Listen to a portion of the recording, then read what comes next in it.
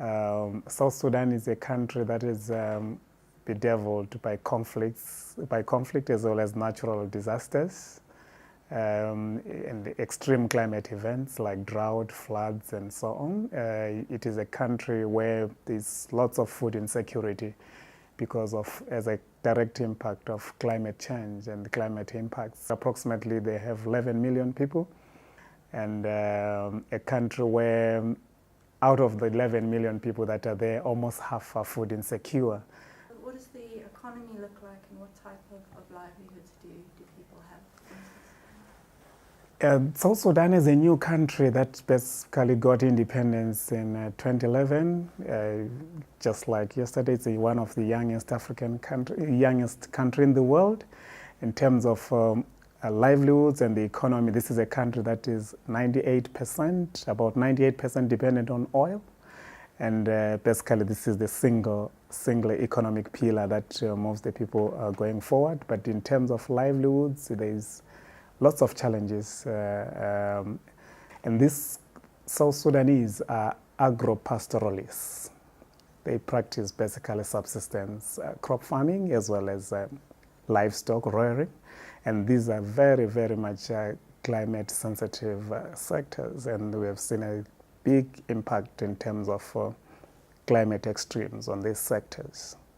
So basically this is also what compounds food insecurity within that country, and it makes people really to be vulnerable to climate change.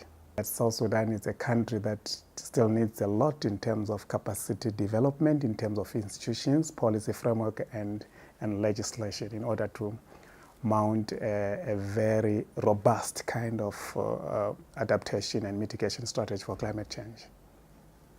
I think this is basically what they have to focus on, and also think about other alternative livelihoods that they should introduce to their people other than, off-farm, off-crop production, to supplement the crop production as well as livestock production, employment creation, and bringing the youth into the fore in terms of developing those skills, and also trying to establish industries and so on. As I've already said, I think this is what they have to focus on, and also tap from some of the experiences from Kenya, which is a neighboring country, and Uganda. What makes South Sudan context a bit unique is also the human-induced disasters, with the conflicts that are going on within the country, which really compound the effects of nature-induced disasters like climate change, drought, and flooding. I only think that the impact of climate change can only be mitigated when there is peace and stability in that country. This is what I see, and this is what I can say about South Sudan. The challenge with climate change in South Sudan is that basically you see if a country is in a conflict, that is sort of taken as a secondary thing. Climate change, adaptation, mitigation is taken as a secondary issue because people are worried more about their lives, their everyday lives, so they are running up and down. We're talking about a country that has got